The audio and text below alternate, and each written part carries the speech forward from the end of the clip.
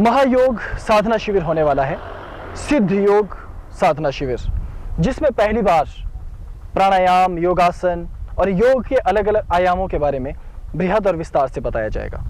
ये सिद्ध पंथ की, कौल पंथ की सबसे महत्वपूर्ण साधना है, लेकिन ये साधना इतनी सरलता और सहजता से नहीं हो सकती जितना कि हम इसे समझ रहे हैं। इसके लिए हमें, जैसा कि हमारा नियम है कि हम पहले स्थान का चयन करते हैं, इस बार भी हम स्थान का चयन करेंगे।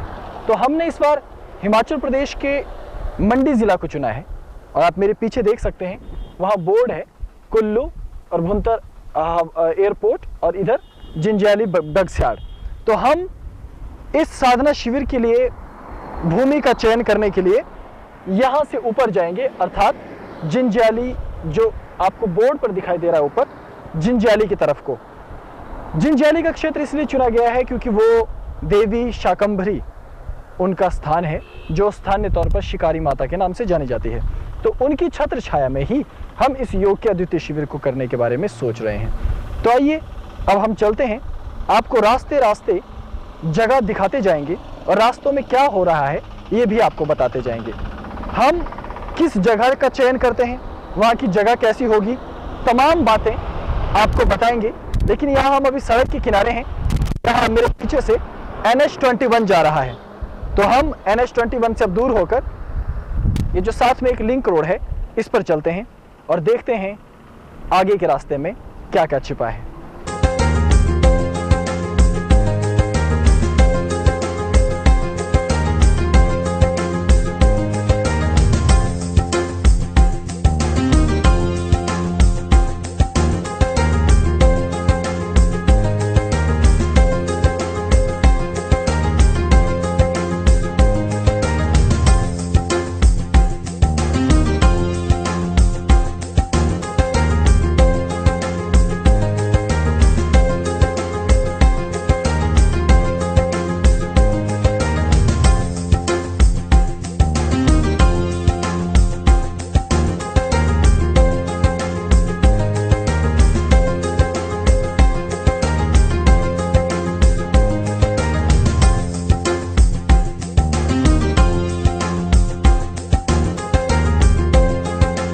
योग के बहुत से चरण होते हैं, बहुत से तरीके होते हैं, योग की बहुत व्यापक परिभाषा होती है, योग का बहुत बड़ा झंझट है।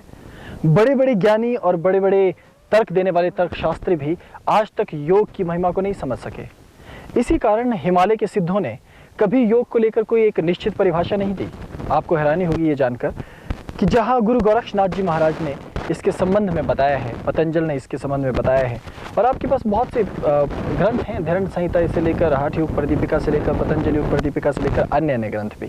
लेकिन बावजूद इन सभी ग्रंथों के होने के बाद भी आज तक केवल एकमात्र परंपरा ही योग के विषय को पुष्ट करती है, वो है गुरु शिष्य परंपरा। इसका सीधा और साफ कारण है कि आप एक योगासन तो कर सकते हैं किसी चित्र को देखकर, लेकिन वैसी आकृति बना लेना मात्र ही योगासन नहीं होता। इसलिए योग की बारीकियों को हमें गहराई से समझना होता है। आज जब हम इस सिद्ध महायोग साधना शिविर की तैयारियां कर रहे हैं तो हमारा मन उत्साहित है, लेकिन जैसे कि कुलांतक संप्रदाय का नियम है कि हम प्रत्येक कार्य को स्वयं करें। हालांकि मैं चाहता तो किसी साधक को भेजकर स्थान का चयन करवा सकता था, लेकिन नहीं, बावजूद इसके मैं स्वयं जाकर उस स्थान का, उस स्थल को देखूंगा जहां इस तत्व का ज्ञान दिया जा सके और गुरुमंडल की कृपा रह सके और मां शाकंभरी की भी कृपा रह सके। अब हम आपको कुछ आगे ले जाएंगे। हालांकि मेरे पीछे मैं आपको दिखा सकता हूं कि आपको दूर दूर तक पहाड़ियां नजर आएंगी। मेरे पीछे जो जगह है ये पंडो है। यहाँ पर बाईं ओर एक बांध है, लेकिन क्योंकि भारत सरकार के नियमों के मुताबिक हम किसी भी बांध क्षेत्र को नहीं दिखा सकते, इसलिए हम आपको डैम नहीं दिखा रहे। लेकिन मेरे ठीक पीछे वो दाहिनी और नीचे बाजार के बीच में आपको यहाँ दिखाई देगा कि पंडो बाजार है और यहीं पर छोटा सा शहर है, यहीं से ये सब चलता रहेगा। अब हम आगे निकलेंगे तो आगे से आपको कुछ और बताएंगे। ओम नमः शिवाय।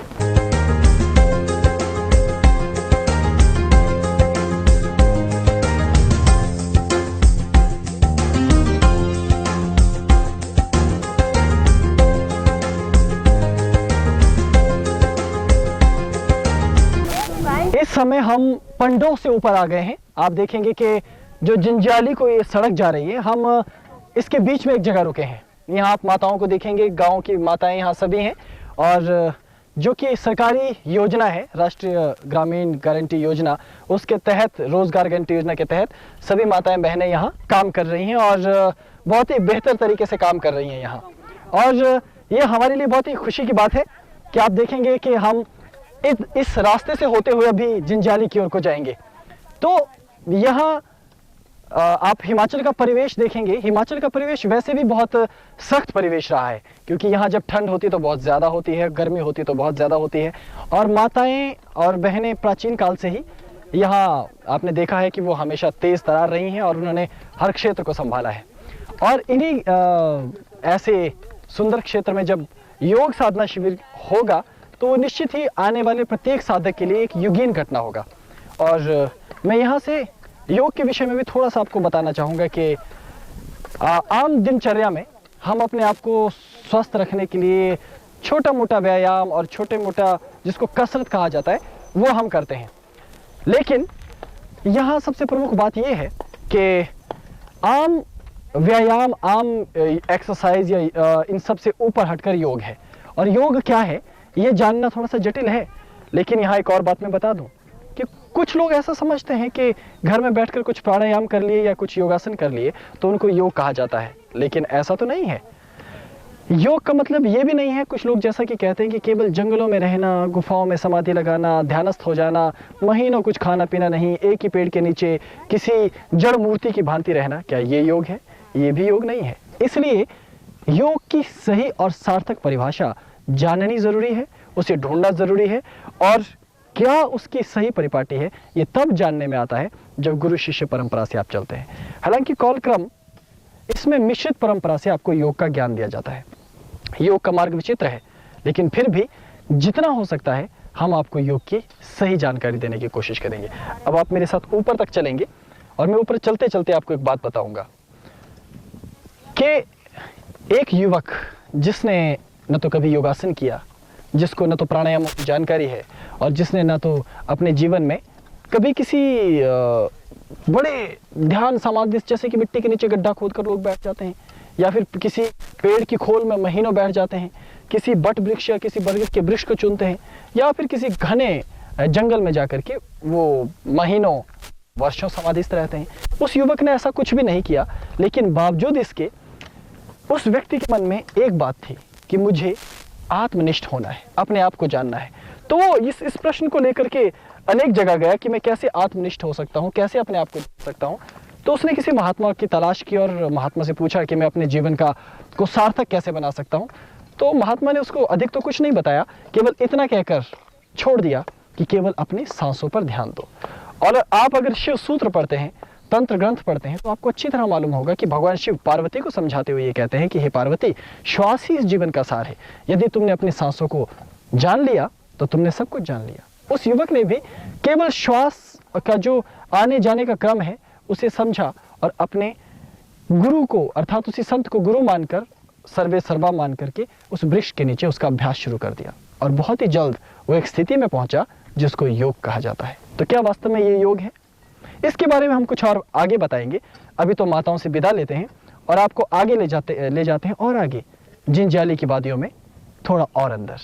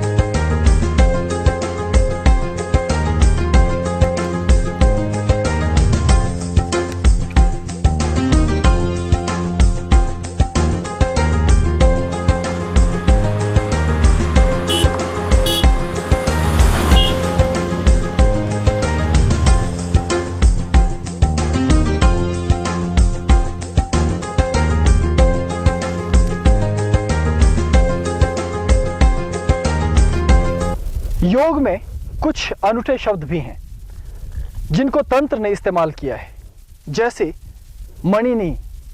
मणिनी एक शक्ति है और देवी का एक ऐसा स्वरूप है जिसका सीधा और गहरा संबंध योग से है। जैसे मणिनी एक शब्द है, ठीक वैसे ही एक शब्द है शिखरिणी या शिखरस्थ रहने वाली देवी। ये जो शिखरिणी शब्द भी है, ये भी योग का ही शब्द है। और साथ ही साथ तंत्र ने योग को विस्तार दिया है और उसने एक ऐसा शब्द गढ़ा है जिसको कहा गया वज्रणी, अर्थात वज्र नाड़ी से संबंधित एक अद्भुत शक्ति। तो तीन जो नाम मैंने आपको गिनाए, ये तो केवल एक नाम है, लेकिन इसको समझने की रीति आप समझिए कितनी अलग अलग है। जहां योग ने कहा, योग ने केवल स्पष्ट शब्दों में नास्तिकतावादी पद्धति से उसे माना है। वहां जो मणिनी अथवा शिखरिणी अथवा वज्रणी है, ये कोई देवियां नहीं है, बल्कि हमारे रीढ़ की हड्डी के भीतर विद्यमान 3 नाड़ियां और नाड़ियां ही हैं, और उसी के भीतर की शक्तियों को जानना योग है। लेकिन इसी योग को तंत्र ने बदल डाला। कैसे? तंत्र ने उसमें देवियों का संपुट दिया। उसने कहा कि मूलाधार के ऊपर स्वाधिष्ठान, स्वाधिष्ठान के ऊपर मणिपुर चक्र है, लेकिन इन चक्रों को संचालित करने वाली इस सृष्टि की एक अनादि शक्ति है जो अनेकों रूप धारण करती है। इसलिए उसने कहा कि मणिनी शक्ति ही इस संपूर्ण कला, संपूर्ण योग शक्ति की मौलिक शक्ति है। इसलिए उसने ओम मणिनी शक्तये नमः कहकर उसकी स्तुति की है। ठीक वैसे ही मणिनी के साथ साथ शिखरिणी, अर्थात जो शिखर पर रहने वाली है। शिखर पर्वत का शिखर भी हो सकता है, और वो हमारे ब्रह्मरंध्र का शिखर अर्थात हमारे सहस्त्रहार कमल दल का बिंदु भी हो सकता है। श्री चक्र का प्रथम ऊपरी बिंदु भी हो सकता है। तो शिखरिणी अर्थात जो शिखरस्थ रहने वाली शक्ति है। और ठीक वैसी वज्रणी अर्थात जो वज्र नाड़ी की भांति संपूर्ण देह में छिपी हुई है, संपूर्ण देह में भरी हुई है, वही वज्रणी है। तो इस प्रकार से योग को समझना थोड़ा झंझट भरा लगता है ना, कि अरे योग को जहां हम आस्तिकतावादी मानते हैं, वहीं योग नास्तिकतावादी भी है। जहां योग प्रायोगिक है, वहीं योग दार्शनिक भी है। और जहां योग अनुभूति जन्य है, वहीं योग बाहर से किया जाने वाला दैहिक सौष्ठव भी तो है। इसलिए योग बहुत उलझन भरा विषय है। और लोग कहते नहीं, अरे योग तो बहुत साधारण विषय है, योगासन कर लो, प्राणायाम कर लो, समाधि का अभ्यास करो, ध्यान धारणा और समाधि। इस तरह के शब्द कहने के लिए अच्छे हैं, लेकिन जो वास्तविक योगी है, जो गहन तत्व से अथवा गहनता से इस तत्व को जानना चाहता है, उसकी खोज तो और बृहद होगी ना। वो जानना चाहेगा कि योग के कितने अंग हैं और वास्तव में योग क्या है। केवल श्वास प्रश्वास नहीं, इससे बढ़कर तंत्र ने भी इसका विवरण दिया है। इसलिए हमें अलग अलग माध्यमों से इसे समझना होगा। और जैसे तंत्र ने उन शक्तियों को जो कुंडलिनी के भीतर विद्यमान है, उनको योग से सीधे जोड़ा और कहा कि तुम प्रत्यक्ष में देवियों की साधना करो, और कुंडलिनी के चक्रों के मध्य उन शक्तियों की स्थापना की गई। तो मणिनी शक्ति है, शिखरिणी शक्ति है, वज्रणी शक्ति है। इसी तरह योग में और भी रहस्य हैं जो जानने पड़ेंगे, लेकिन अभी तो हमारी यात्रा और आगे बढ़ेगी। कुछ आगे बढ़कर मैं आपको योग से जुड़े कुछ और संदर्भ बताऊंगा। तो चलते हैं कुछ और आगे।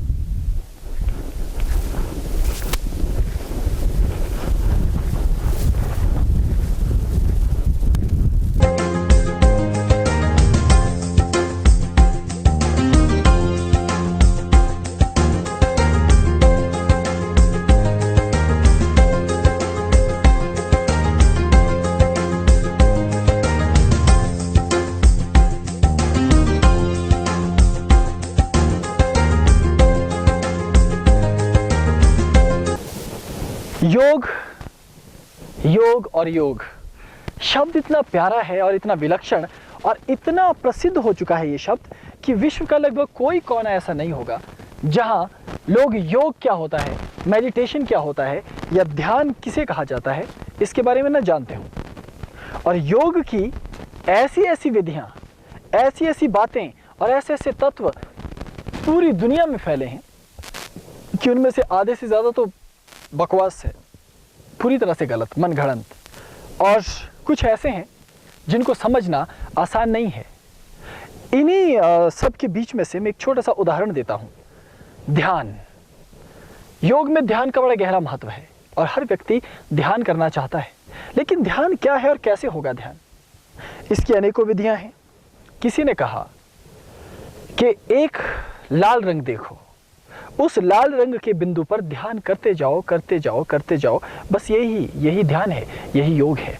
लेकिन जब हम किसी दूसरे व्यक्ति की सुनते हैं, वो कहता है नहीं, अपने आज्ञा चक्र पर एक सुनहरे प्रकाश की कल्पना करो, जहां सुनहरे प्रकाश का एक बिंब है, उसे देखो और उसमें खो जाओ, क्योंकि वही सत्य है, उसी में ध्यान लग जाएगा। और किसी ने कहा कि श्वास के मध्य में एक बिंदु है, जब हमने श्वास भीतर ली तो जरा सी देर रुकी और श्वास बाहर छोड़ी तो भी जरा सी देर रुकी। तो ये जो श्वास लेना है और श्वास छोड़ना है, ये दोनों की दोनों पद्धतियां ही आपको धीरे धीरे उस बिंदु पर स्थित रखेंगी, और उस बिंदु पर जहां ना आप श्वास लेते हैं ना छोड़ते हैं, वहां स्थित रहोगे, तो वही ध्यान है। किसी ने कहा ये सब झंझट कौन जानता है, कौन इतना कुछ याद रख सकता है, इसलिए एक साधारण और सरल तरीका ढूंढते हैं। और वो सरल तरीका क्या था? सरल तरीका केवल इतना था कि हम मंत्र योग, मंत्र साधना और मंत्र ध्यान करें। उसके लिए किसी ने कहा ठीक है, आलथी पालथी मारकर बैठ जाओ, ओंकार नाद का जाप करो, केवल ओम ओम ओम ओम की इतनी ध्वनियां प्रतिबिंबित करो, इतना गुंजाओ कि तुम उस ओंकार के मध्य में खोने लग जाओ। और किसी ने कहा कि नहीं, अपने कानों को बंद कर लो और जो ध्वनि सुनाई दे रही है उसी में खो जाओ, वही ध्यान है। क्या वास्तव में यही ध्यान है? ध्यान की प्रणालियां इतनी गहरी और इतनी विस्तृत हैं और इतनी फैली हुई हैं कि योग के अलग अलग पंथों में उसे हमें समझने में भी उतनी ही परेशानी होती है जितने कि योग अपने आप में परेशान कर देने वाला है। इसको आप कैसे समझेंगे? छोटा सा उदाहरण देता हूँ। यहाँ मेरे पास देखिए पेड़ की टहनी है ना, छोटी सी, इसमें एक छोटा सा कांटा लगा है। मैंने ये कांटा तोड़ा, अब ये बहुत ही नाजुक सा कांटा है, लेकिन इसका सिरा बहुत तीखा है। अब यदि मैं इसे अपने हाथ पर रखता हूँ ऐसे और ध्यान करता हूँ, इसको चुभाता हूँ अपने आप को और कहता हूँ कि मुझे दर्द नहीं हो रही है, दर्द नहीं हो रही है, तो पहले जब ये कांटा चुभा मेरे हाथ पे तो इसने पीड़ा दी, लेकिन अब मैं इसे दबाता जाऊँगा और कहूँगा मुझे पीड़ा नहीं हो रही, मुझे पीड़ा नहीं हो रही है, और मैं इसे दबाने के बाद इसे तोड़ मरोड़ दूंगा, लेकिन पीड़ा नहीं होगी। ये एक छोटा सा उदाहरण है जो गुरु सिखाया करते शिष्य को कि मानसिक ऊर्जा, मन की जो गति है, मनस्थिति है, मनश्चेतना है, उसको यदि तुम सही तरीके से समझ कर इस्तेमाल करने लग जाओगे तो धीरे धीरे वैसे ही तुम एकाग्र होने लगोगे, और एकाग्रता के बाद तुम गहरे ध्यान में उतरने लगोगे। तो इस तरह की कई बातें, कई प्रयोग हैं छोटे छोटे, लेकिन बावजूद इसके अगर कहा जाए सही और सटीक शब्दों में ध्यान क्या है और योग में ध्यान का क्या महत्व है, तो उसे साधारण और सीधे तरीके से नहीं समझाया जा सकता। तर्क दिया जा सकता है जो तुम्हें जचे, जो तुम्हें अच्छा लगे, लेकिन योग तो अतार्किक है, तर्कातीत है। तर्कातीत हो जाना ही तो योग है, वो केवल अनुभूति जन्य है। इसलिए तुम्हें एक कांटा लेकर, कम से कम एक कांटा लेकर तो अपने आप को चुभाना ही होगा और उसको अनुभव करना ही होगा कि इसमें कितनी दर्द है ना। और उसके बाद अपने आप को और अपनी अंतश्चेतना को, अपने दैहिक कर्म को अनुभव भी करना होगा कि तुम इस दुनिया को कैसे समझ सकते हो, कैसे देख सकते हो। है ना योग विचित्र? तो इस तरह से योग और योग की यात्रा अनूठी है और हमारी यात्रा भी अनूठी है। अभी थोड़ा सा और आगे चलते हैं, अभी हम जरा नीचे हैं, थोड़ा ऊपर चलते हैं।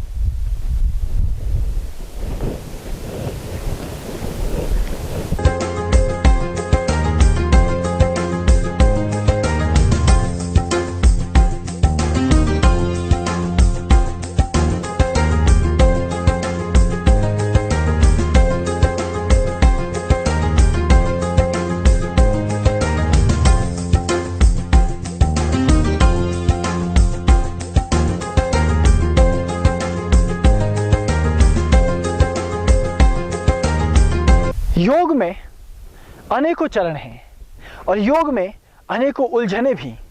योग आपको कभी ये कहेगा कि भोजन की आचार संहिता पर ध्यान दो, इस तरह का भोजन करो और इस तरह का भोजन नहीं करो। और योग कभी आपको ये कहेगा कि आपको दूषित जल नहीं पीना है, केवल साफ सुथरा स्वच्छ जल पीना है। और कभी योग आपको ये कहेगा कि अपने मन का रेचन करो, क्योंकि मन ही इस संपूर्ण जगत का एक प्रतिबिंब और आईना है। और कभी योग कहेगा कि अपने मस्तिष्क में उठ रहे विचारों की ज्वार भाटा पर अंकुश लगाओ, क्योंकि तुम इतना ज्यादा और इतना व्यर्थ सोचते हो कि सारी ऊर्जा उसी सोचने में निकल जाती है और जो तुम्हारा प्रमुख बिंदु है वो छूट जाता है। कोई कहेगा कि अपने कर्म पर ध्यान दो, कि तुम अमुक कर्म करो, अमुक कर्म नहीं करो, ये हिंसा है, ये अहिंसा है। और कोई कहेगा कि देखो सब कुछ छोड़ना ही ध्यान है, समाधि है, योग है, और अगर तुम कुछ नहीं छोड़ पाते हो तो वो योग हो ही नहीं सकता। और कोई कहेगा कि इतनी सब बातों में कुछ नहीं रखा है, केवल कर्म करते जाओ, वही अपने आप में योग हो जाता है। तो योग का रास्ता और योग की परिभाषा भी उतनी ही जटिल है जितना कि मेरा ये रास्ता। जैसे यहाँ इतने कंटीले कांटे भरे पड़े हैं, इधर जाऊं तो कांटा, इधर जाऊं तो कांटा, कांटा लगा, चलो। ठीक वैसे ही योग भी है, जैसे मुझे कांटा लगा है ठीक वैसे ही योग में हर एक व्यक्ति को अलग अलग कांटा लगता है। कोई कहता है इस जगत में क्रिया योग ही सर्वश्रेष्ठ योग है और सब कुछ क्रिया योग के भीतर है और क्रिया योग ही वास्तविक योग है।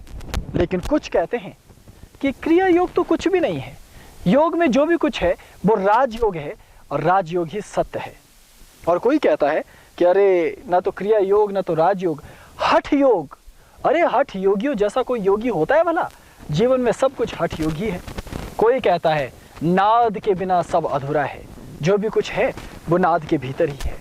इस तरह से अलग अलग व्यक्ति अलग अलग तर्क देते हैं। कोई योग की इस विधा को पकड़ता है तो कोई योग की उस विधा को, लेकिन बावजूद इसके कौन सी विधा सही है और कौन सी विधा वास्तविक, ये कोई नहीं जानता। और जिस तरह से जंगल के बीच में मार्ग ढूंढना जरा जटिल है, ठीक वैसे ही योग की वास्तविक व्याख्या जानना भी जटिल है।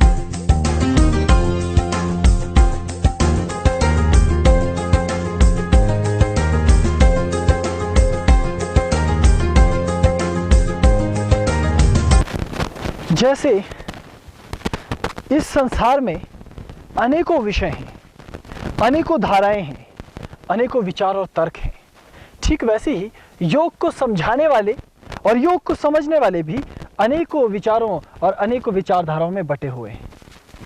लेकिन अभी तक कोई ठीक ये नहीं बता पाया है कि योग क्या है।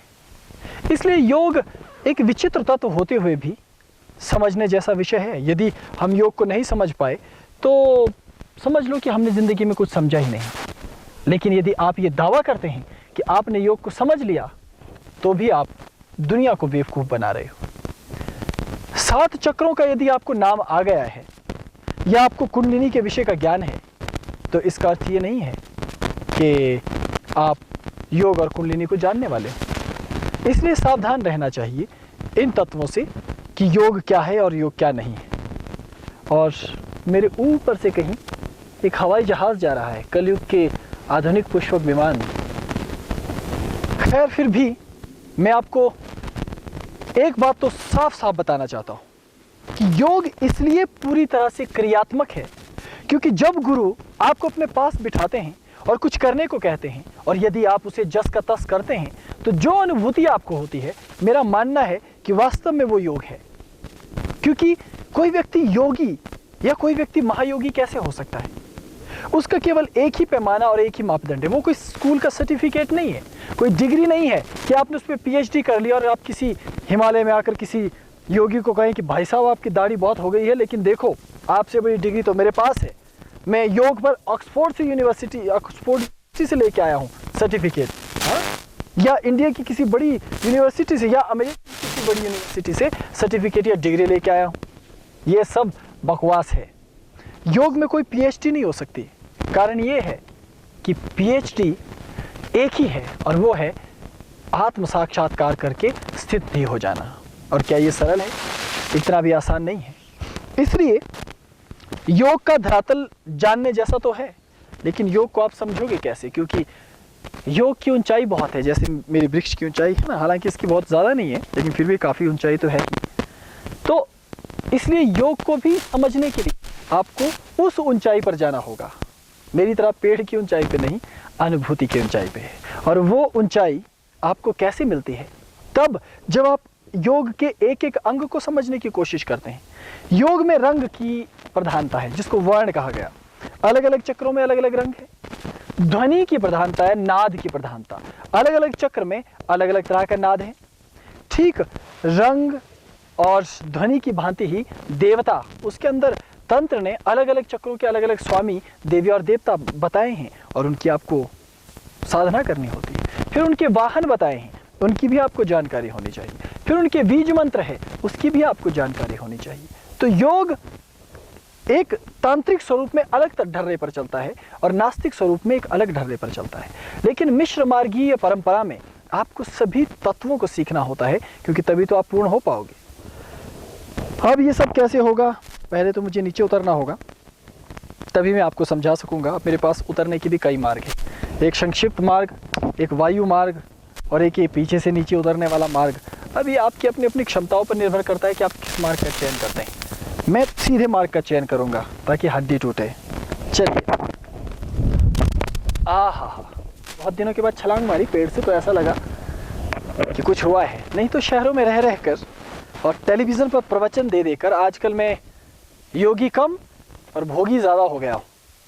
खैर, योग का तात्पर्य है एक तादात्म्य स्थापित करना, इस पूरी सृष्टि से, इस पूरे परिवेश से जुड़ जाना। इसीलिए तादात्म्य स्थापित करना या तादात्म्य स्थापित करना भी योग ही है। इसलिए हम जुड़ जाते हैं अस्तित्व से, हम जुड़ जाते हैं अपने प्राणों से, हम जुड़ जाते हैं अपने ज्ञान से, हम जुड़ जाते हैं एक पद्धति से। इसलिए योग इस सन्नाटे में रहना भी है, योग इस वन प्रदेश में रहना भी है और योग शहर में रहना भी। योग आपकी मनस्थिति, आपकी मस्तिष्क की वो चरम अवस्था है जिसे सहस्त्रहार कमल दल के माध्यम से आप समझ सकते हैं और ऋषियों ने उसका विश्लेषण किया है। तो योग है ना थोड़ा अनूठा, योग है ना थोड़ा सा अलग। तो फिर देर किस बात की है? फिर रुकते क्यों हो? फिर क्या कारण है कि तुम्हारे जीवन में योग नहीं उतर पाता? तुम कुछ चीजों के कारण हमेशा पिछड़ जाते हो। उसमें प्रथम और सबसे महत्वपूर्ण है आलस्य। यदि तुम्हारे जीवन में आलस्य होगा तो तुम कभी योगी नहीं बन पाओगे, और तुम्हारे जीवन में यदि प्रमाद होगा तो तुम कभी योगी नहीं बन पाओगे। और योगी होने के लिए जोग का लगना जरूरी है। और ये जोग क्या है, ये भी एक गहरा प्रश्न है। जैसे प्रेम रोगी को प्रेम लग जाता है तो वो बर्बाद हो जाता है, वो दुनिया से बगावती हो जाता है, उसके तेवर बदलने लगते हैं, वो प्रेम में अंधा हो जाता है, बस उसके जीवन में प्रेम के सिवा और कुछ शेष नहीं रहता। ठीक वैसे ही एक योगी के जीवन में योग के सिवा कुछ शेष नहीं रहता। वो केवल योग की दीवानगी पर जाता है, और जब उसकी दीवानगी उस आखिरी चरम बिंदु को पाने के लिए वो ललायत हो उठे, अपने आप को बर्बाद कर दे, अपने आप को तबाह कर दे, अपने अस्तित्व को मिटा दे, वो जोग की दीवानगी है, जिसको जोगी पना कहा जाता है कि मन जोगी हो गया। ठीक वैसे ही मेरा मन भी जोगी हो रहा है, बावरा हो रहा है, उस पे जोग जग रहा है। और वो जोग क्या है? वो है अभिप्सा, वो है अति अभिलाषा, वो है प्राप्ति की चाह, उस योग की प्राप्ति की चाह जो परम ज्ञान कहा गया है, जो परम तत्व कहा गया है, जिसके संबंध में कहा जाता है कि जो मनुष्य योगी हो गया फिर देवता होना भी व्यर्थ है, क्योंकि देवताओं से भी उच्च एक ही स्थिति है और वो योगी होना है। काश तुम्हारे जीवन में भी ऐसी आग लग सके, ऐसी तड़प उठ सके, ताकि तुम्हारा योग सफल हो सके। आगे रास्ते पे चलते हैं और अगली बात करते हैं।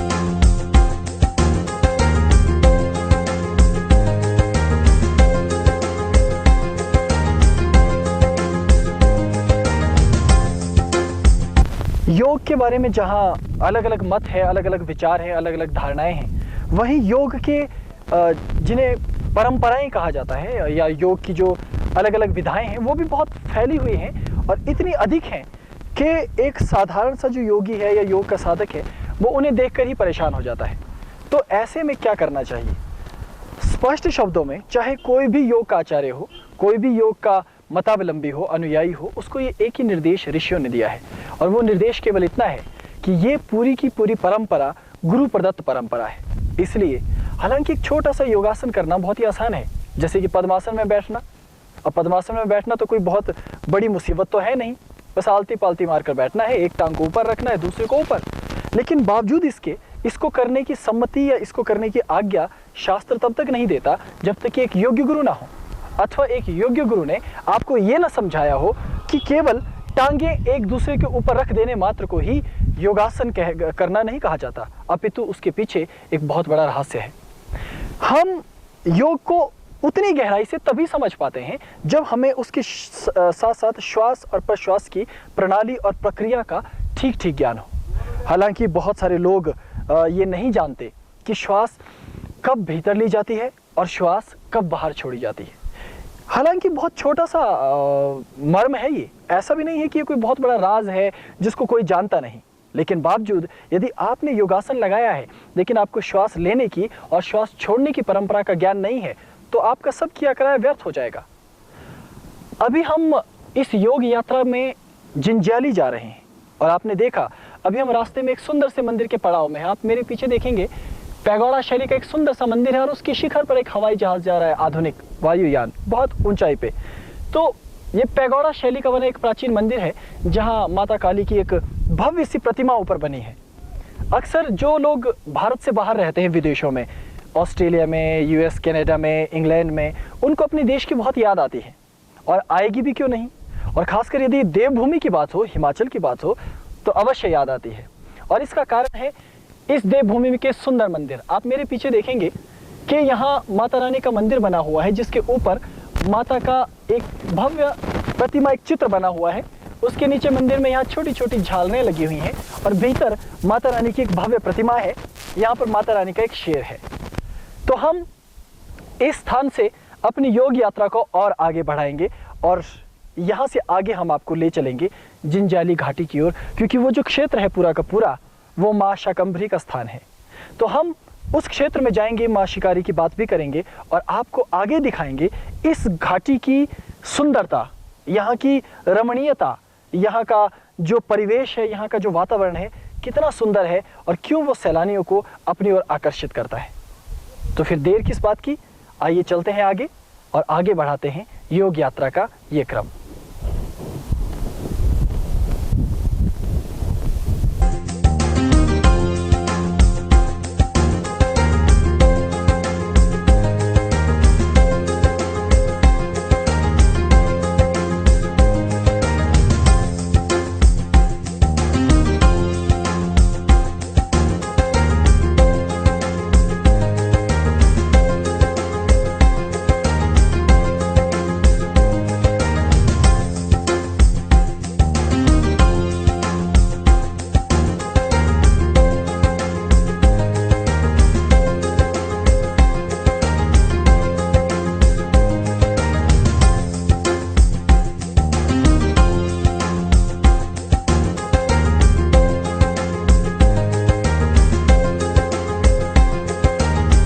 अभी हम जिंजाली के बहुत नज़दीक है और मेरे पीछे आप देखेंगे यहाँ का प्राकृतिक सौंदर्य बहुत ही अच्छा, बेहतरीन है। पीछे आपको घना जंगल दिखाई देगा। हालांकि चंद्रमा ऊपर निकल आए हैं और यहाँ नीचे से एक पानी का छोटा नाला भी बहता है। लेकिन योग के विषय में मैं आपको कुछ और बताना चाहूँगा कि सूर्य जो आकाश में निकलता है और चंद्रमा जो आकाश में निकलता है और नक्षत्र जो आकाश में निकलते हैं, उन्हें ही हमारे शरीर में ईड़ा, पिंगला और सुषुम्ना के नाम से जाना जाता है। जो सितारा है वो ब्रह्मरंध्र के मध्य में माना गया है और ईड़ा और पिंगला सूर्य नाड़ी दक्षिण भाग में और चंद्र नाड़ी वाम भाग में इस प्रकार से प्रतिष्ठित की है। तो योगियों ने अपने आप को अलग अलग स्वरूपों में ढाला। कभी योगी बहुत अधिक निम्न तापमान में रहे, जहाँ बहुत अधिक ठंड है, जैसे यहाँ, आप अनुमान नहीं लगा सकते कि इस समय यहाँ का तापमान कितना गिर चुका है, कितना नीचे चला गया यहाँ का पारा। और कभी योगी अपने आप को बेहद गर्म स्थलों पर, रेगिस्तान में रखते हैं, कभी बहुत भोजन करते हैं और कभी महीनों कुछ खाते पीते नहीं। योगी कभी तो अपने मन में खुशी और एक तरह का उल्लास भरे रहते हैं और कभी बिल्कुल उदास, निष्प्रिय, निश्चेष्ट होकर के इस संसार में रहते हैं, या संसार से पार कहीं किसी पर्वत या गिरी गुफा में रहते हैं। लेकिन उनके भीतर की जो मनस्थिति है वही वास्तव में योग है, और जो योग है उसका आदि और अंत किसी ने अभी तक नहीं पाया है। इसी कारण ये मेरी विवशता है कि मैं जब अपने गुरुओं के सानिध्य में रहा और अनेकों गुरुओं से मैंने योग सीखा, तो मुझे उसे परंपरा के अनुसार आगे देना था। लेकिन मैंने ये पाया कि योग सीखने के लिए अभी तक लोग तैयार हैं ही नहीं। उनके मन में परिकल्पनाओं का योग है, काल्पनिक योग। वो तैयार ही नहीं है, वो राजी ही नहीं है योग सीखने के लिए, योग को आत्मसात करने के लिए। क्योंकि एक एक बिंदु को जानना होगा, एक एक बिंदु पर मेहनत करनी होगी। लेकिन आज कोई मेहनत करने को तैयार कहाँ है? तो ऐसी परिस्थिति में सत्य क्या है, योग क्या है, इसे समझाना मेरे लिए भी कठिन है। लेकिन फिर भी मैंने कोई परिभाषा नहीं दी, मैंने कोई शब्द नहीं दिया, मैंने कोई एक चित्र आपके सम्मुख प्रस्तुत नहीं किया, वरन मैंने ये कहा है कि प्राचीन काल से लेकर अभी तक ऋषियों ने अलग अलग तत्वों पर, अलग अलग बिंदुओं पर ध्यान दिलवाते हुए ये कहा कि ये योग का मार्ग है। लेकिन योग का मार्ग इन सभी तत्वों को मिलाकर सम्मिश्रित करके एक मार्ग बनता है। और रही कौल संप्रदाय की बात, कौलांतक संप्रदाय की बात, हिमालय के सिद्ध योगियों की बात, तो इस पंथ में, इस परंपरा में कभी भी एक मार्ग को लेकर आगे नहीं बढ़ा जाता, क्योंकि न जाने किस समय आपकी वो पगडंडी एक लक्ष्य विहीन पगडंडी बन जाए। ऐसे में उस पगडंडी पर चलने वाले साधक का भटकना निश्चित ही होता है। इस कारण मिश्र मार्गीय प्रणाली, साधना की अनेकों प्रणालियां हैं, जिसमें मिश्र मार्गीय प्रणाली को सबसे उत्तम प्रणाली माना गया। उसका कारण ये था कि जिस प्रकार से योग अनंत है, उसकी धाराएं अनंत हैं, उसके विचार अनंत हैं, उसकी क्रिया, उसके कलाप अनंत हैं, ठीक उसी प्रकार मिश्र मार्ग में योग को समझने की रीतियां अलग हैं। साधक अलग अलग तरीकों से योग को समझते हैं। आप अगर कौल पंथ में देखेंगे, कोई योगी एक टांग पर खड़ा है ऐसे, तो सदियां बीत गई, वो एक ही टांग पर खड़ा है, फिर वो टांग नीचे नहीं होने वाली। और किसी को देखेंगे तो एक हाथ ऊपर करके खड़ा है, तो सदियां बीत गई लेकिन हाथ ऊपर ही रहने वाला है। ठीक वैसे ही कोई वृक्ष के नीचे बैठा है तो बैठा ही है, कोई भूखा है तो भूखा ही है, कोई नंगे पांव चल रहा है तो चल ही रहा है। तो ये जोगीपना उनके भीतर जाग गया है। ठीक ऐसी ही स्थिति आपकी और हमारी भी होनी चाहिए, तभी तो हमारी इस योग साधना का लाभ है। हम जिसे सिद्ध महायोग साधना कह रहे हैं, वास्तव में वो एक वास्तविक योग मार्ग की तलाश है। साधकों को ये बताना है, ठीक ठीक कृत निश्चय करके, कि वास्तव में योग क्या है, वास्तव में योग का पथ क्या है, वास्तव में योग की प्रणाली क्या है। और ये इतना आसान नहीं है जितना लगता है। एक एक पर्दा हटाना होगा, एक एक आवरण के पीछे क्या सच्चाई छिपी है उसको जानने के लिए प्रयासरत होना होगा। अभी तो हम जिंजाली पहुंचने वाले हैं, यहां से आगे चलकर हम उस स्थान को देखेंगे। हालांकि अंधकार होने वाला है, मुझे मालूम है कि जब तक हम वहां पहुंचेंगे रात हो जाएगी। फिर भी संप्रदाय का नियम है, मैं तमाम बाधाओं को दूर करते हुए भी आप साधकों के लिए उस स्थान को चिन्हित करूंगा, ताकि भविष्य में जो साधक कौल संप्रदाय को मानने वाले हों, या उस पर चलने वाले हों, या कौलांतक संप्रदाय का अनुसरण करने वाले हों, उनको ये मालूम हो कि चाहे कड़कती ठंड हो या तपती धूप हो, मेहनत तो खुद ही करनी होगी।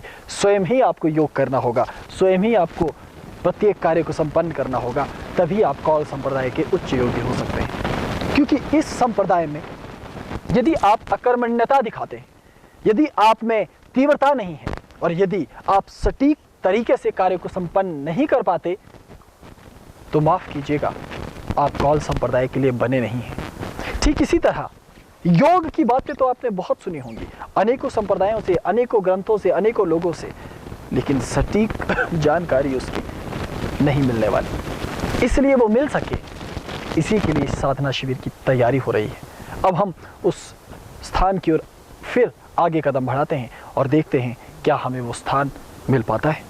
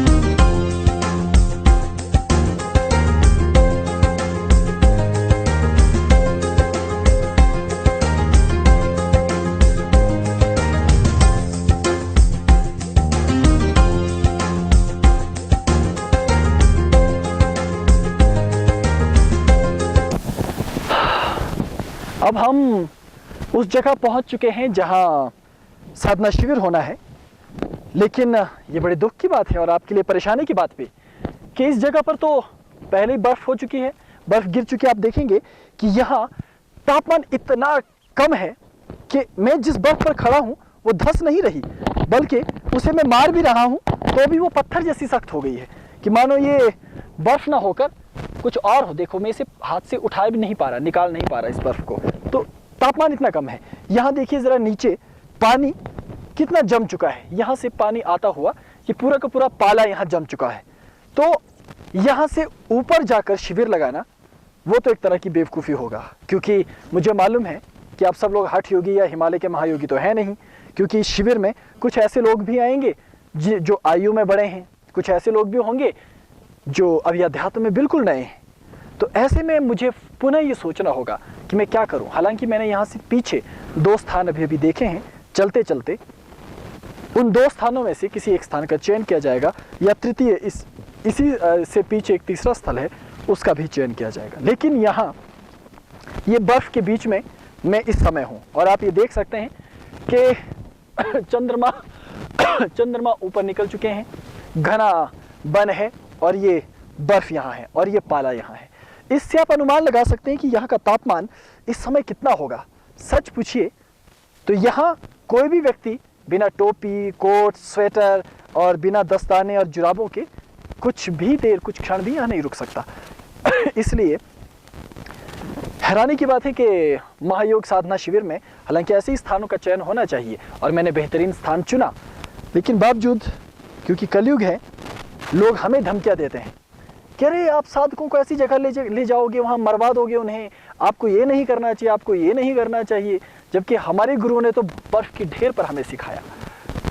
हो सकता है हम अलग तरह के मनुष्य रहे हों, लेकिन फिर भी योग हमें ऐसी स्थली पे रहने के लिए तैयार करता है, प्रकृति के हर परिवेश में रहने के लिए तैयार करता है।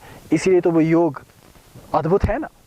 और योगियों के संबंध में बहुत सी बातें दुनिया भर में है, लेकिन योग का मुख्य मर्म अधिकांश लोग क्या समझते हैं, वो है अणिमादी सिद्धियां।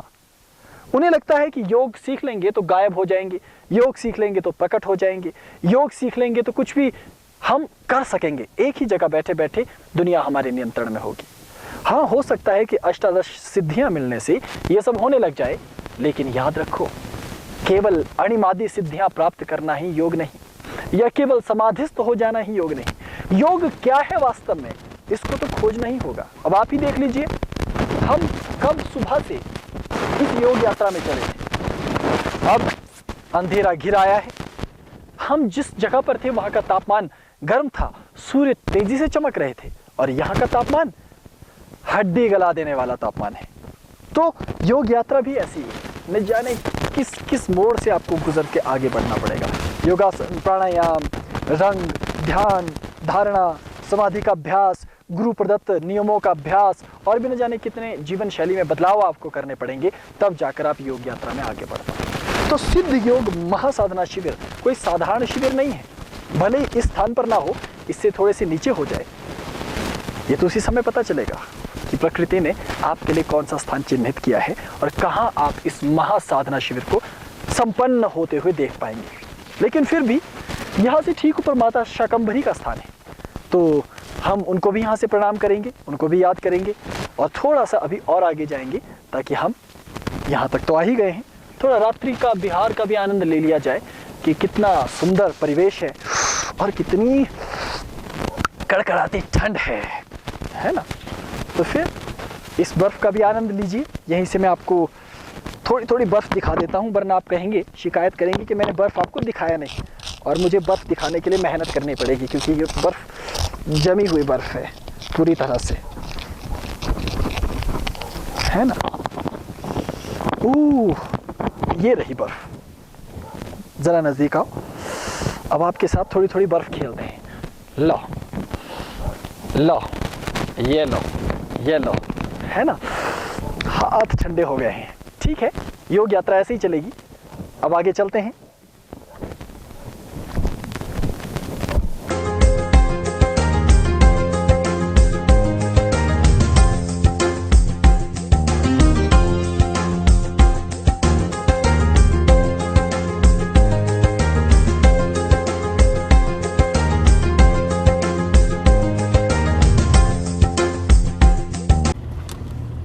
हम लोग पर्वत की तरफ ऊपर को चढ़ रहे हैं। आप देखेंगे कि सड़क कितनी ख़राब है कि मैं बड़ी मुश्किल से ही गाड़ी ड्राइव कर पा रहा हूँ और पहले गियर पे हूँ और पूरी कोशिश कर रहा हूँ कि कोई गलती ना होने पाए। और आप तापमान देखेंगे क्या, आप यहाँ देख सकते हैं तापमान। ये गाड़ी आपको बता रही है कि अंदर का तापमान और बाहर के तापमान में कितना ज़मीन आसमान का अंतर है। अंदर हीटर चल रहा है, इसलिए अंदर सब हमारे कैमरामैन मस्ती कर रहे हैं। उनके साथ विष्णु भैरव के साथ ओम भैरव है, ये भी मस्ती कर रहे हैं। साथ में आज मंजूषा माता जी का जन्मदिन है, वो भी अगली सीट पर बैठ के आनंद कर रही हैं। एक हम ही हैं जो सारथी बने हैं इधर, और वो भी अरे इतने खतरनाक और ख़राब सड़क पे चल रहे हैं। हालांकि हमारी जो तलाश है वो पूरी हो चुकी है, जगह हमने पीछे देख ली है, निर्धारित कर ली है, पर क्योंकि आगे माता का मंदिर है और हम बहुत लेट हो चुके हैं आज, तो भी अब माता के सामने से वापस लौट कर जाने का मतलब है माता रानी से मार खाना, और वो आसान काम नहीं होगा क्योंकि माता रानी नाराज़ होगी तो मुसीबत हो जाएगी। इसलिए हम आगे चलेंगे।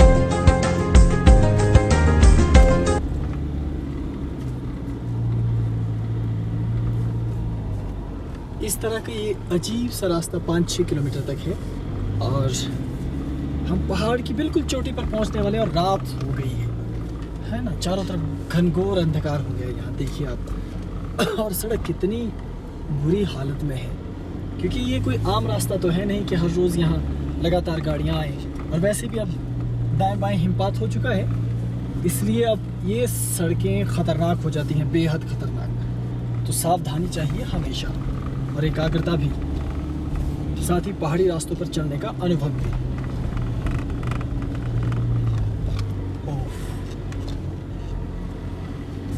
रास्ता बहुत ऊबड़ खाबड़ है और योग की यात्रा भी ऐसी ही है।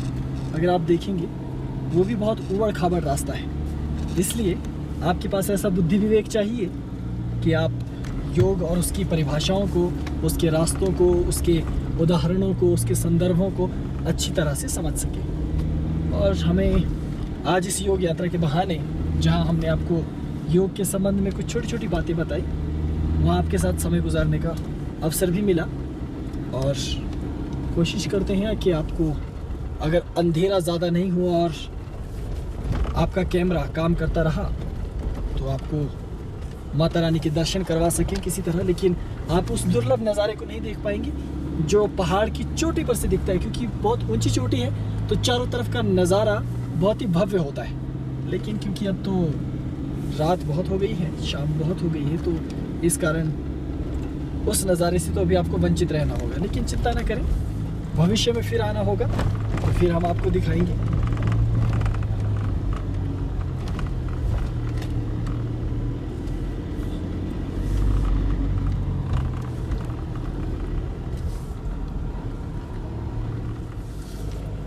नदी के पार बर्फ है, नाले के उस पार, लेकिन आपको नज़र नहीं आने वाली क्योंकि रोशनी बहुत कम है और बहुत खूब सारी बर्फ है और बहुत अच्छी मुझे दिखाई दे रही है अपनी आंखों से।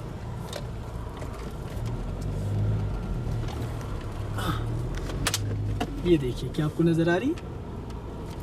ये सामने बर्फ है, जहाँ सड़क है, सड़क से नीचे वाले किनारे पे गाड़ी की लाइट में शायद आपको थोड़ी सी सफ़ेदी नज़र आ जाए। आगे चलते हैं। तापमान घट रहा है लगातार, अभी गाड़ी 2 बता रही है, लेकिन अभी बाहर निकलेंगे तो आप सोच लीजिए इस तापमान में बाहर कौन निकलेगा पहले। तो हमारे जांबाज भैरव विष्णु भैरव जी सबसे पहले बाहर निकलेंगे गाड़ी से। उसके बाद हमारे महानतम भैरव ओम भैरव जी निकलेंगे। फिर इस सदी की महान भैरवी मंजुषा जी बाहर निकलेंगी। अरे मुझे बहुत सावधानी रखनी पड़ेगी क्योंकि सड़क पर पाला है और जो गाड़ी मेरे पास है दुर्भाग्य से ये 4x4 नहीं है। इस कारण इसका फिसलना एक आम घटना है।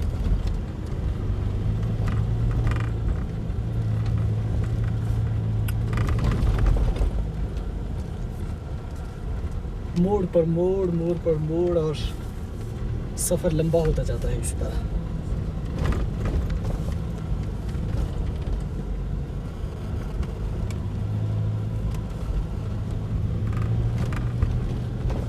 हम घने जंगल के बीच में से गुजर रहे हैं। अरे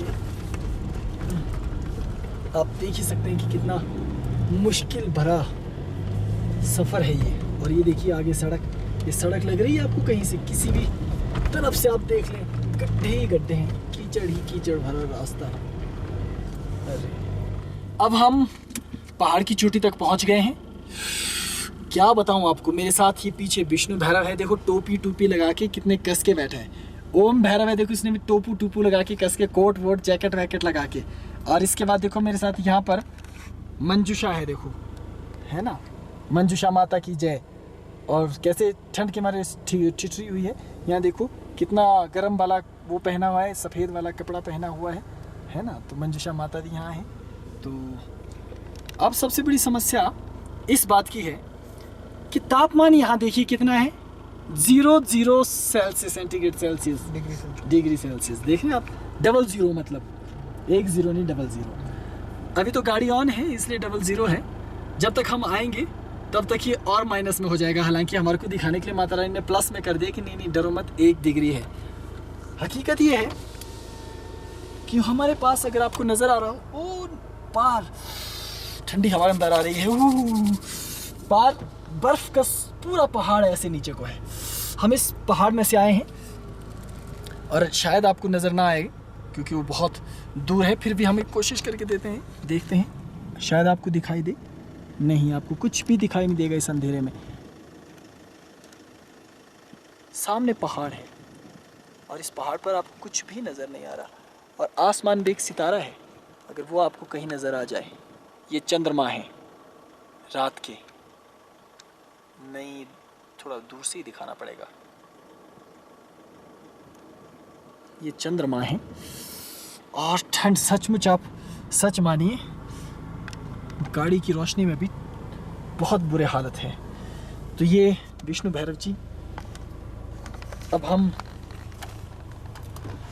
तैयारी करेंगे। यहाँ से हमें पैदल जाना है और क्योंकि हमारे पास कोई आधुनिक कैमरा तो है नहीं कि जिसमें नाइट विज़न हो या बाकी सब चीज़ें हो। हमारे पास एक ही छोटी सी हल्की सी रोशनी है, ये ऐसे खुलने वाली। इसको हम लेके चलेंगे और कोशिश करेंगे कि आपको कुछ दिखा सकें रास्ते में। और मुझे भी एक शॉल तो दे ही दो भाई, ये मैं इसको ओढ़ लूँगा, ठीक है। तो फिर चलें, माता रानी की जय करें। चलिए गाड़ी से बाहर चलते हैं। अभी हम ठंड से ठिठुर रहे हैं। हालांकि मैंने बहुत ज़्यादा कुछ नहीं पहना है, एक शॉल एक ये है, लेकिन सच मानो फिर भी इसका बहुत सहारा है। इसका तो है ही, इसलिए कपड़े बहुत महत्वपूर्ण होते हैं। पहले लग रहा था कि तापमान 1 डिग्री और 0 डिग्री के पास है, लेकिन ये तो झूठ है। इससे भी नीचे तापमान चला गया है। ये देखिए गाल कान सब, नाक मैं दिखाऊंगा नहीं, छी छी छी छी, फिर आप कहेंगे कितने गंदे हैं। अभी हम जा रहे हैं माता रानी के मंदिर की तरफ। हालांकि आसपास कुछ नज़र आ रहा है क्या, पेड़ वेड़ इस अंधेरे में आपको? मेरे पीछे पेड़ हैं और यहाँ सीढ़ियाँ हैं और अब हम इन्हीं सीढ़ियों से ऊपर चलते हैं माता रानी की तरफ को। और वो आगे हमारी तीर्थ यात्री जा रही है और हम सभी साथ साथ जा रहे हैं। हिमालय पर रात गुजारना या हिमालय पर रात के समय आना कोई आसान काम होता नहीं है, लेकिन ये तो क्योंकि यहाँ नज़दीक तक सड़क है और सड़क के बाद ऊपर तक ये सीढ़ियाँ बनी हैं, इसलिए माता शिकारी के शाकंभरी के दर्शन करना कोई बहुत मुश्किल काम नहीं है। बस ज़रूरत इस बात की है कि जब भी आप हिमाचल आएँ या माता के दर्शन के लिए आएँ तो आप कम से कम गर्म वस्त्र अपने पास अवश्य रखें। चलते रहिए साथ साथ।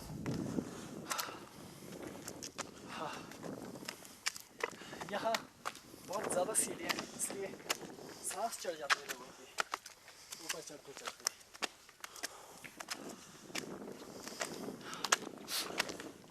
गर्मियों के दिनों में यह स्थान बेहद सुहावना है। हालांकि तापमान तो तब भी यहाँ सुबह और शाम थोड़ा कम रहता है, हालांकि दिन का तापमान ठीक है, लेकिन फिर भी तापमान बहुत कम है यहाँ। तो हम तो जय माता दी बोलते रहेंगे और एक एक पौड़ी चढ़ते रहेंगे।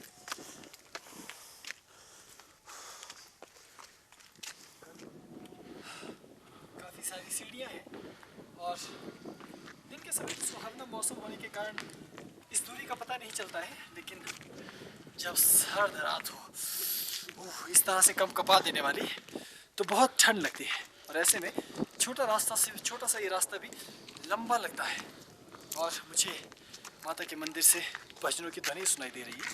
तो कुछ ही देर में हम वहाँ पहुँच जाएंगे। चलते रहिए धीरे धीरे। आपके मन में ये जिज्ञासा होगी कि योग के शिविर से पहले मैं यहाँ माता के मंदिर में क्या कर रहा हूँ। और वैसे भी क्योंकि जो योग है ये तो नास्तिकतावादी विषय है और यहाँ तो नास्तिकतावाद चलता है और यहाँ मैं निर्गुण की उपासना का उपदेश देने की जगह निर्गुण के साथ साथ आपको ये सगुण की ओर कहाँ ले जा रहा हूँ।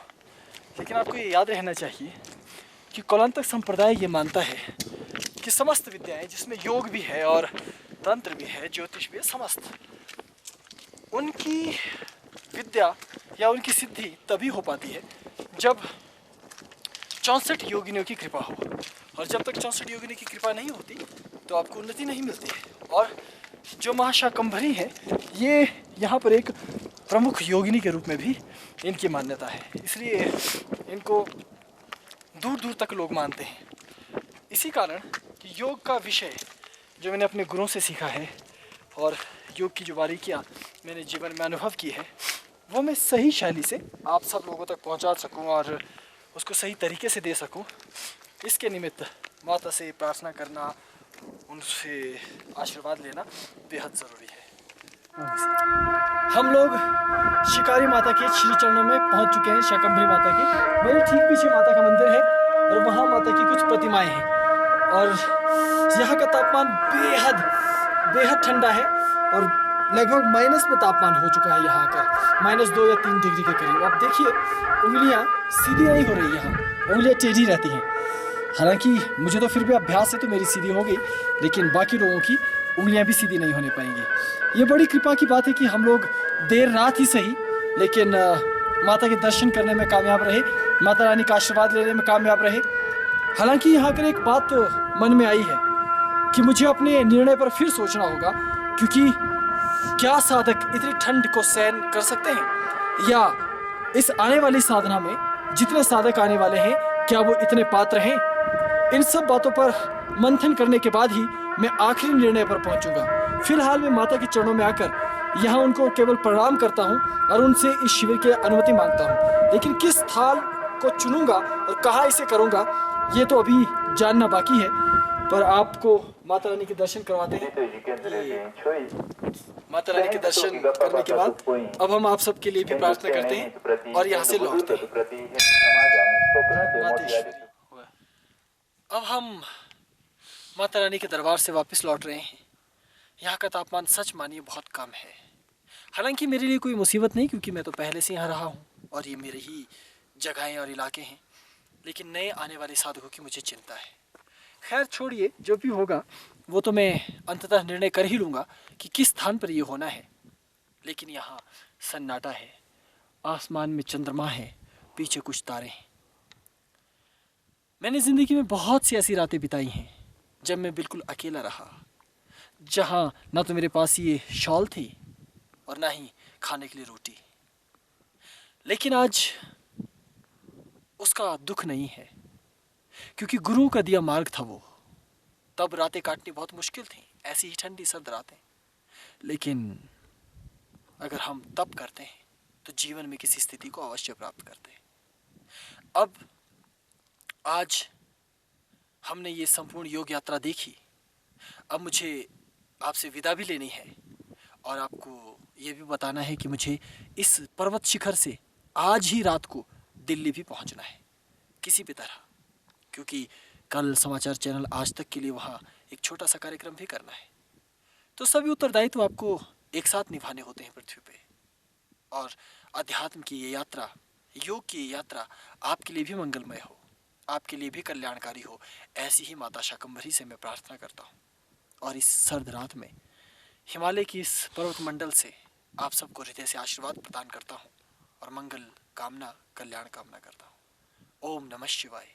जय माता दी। प्रणाम।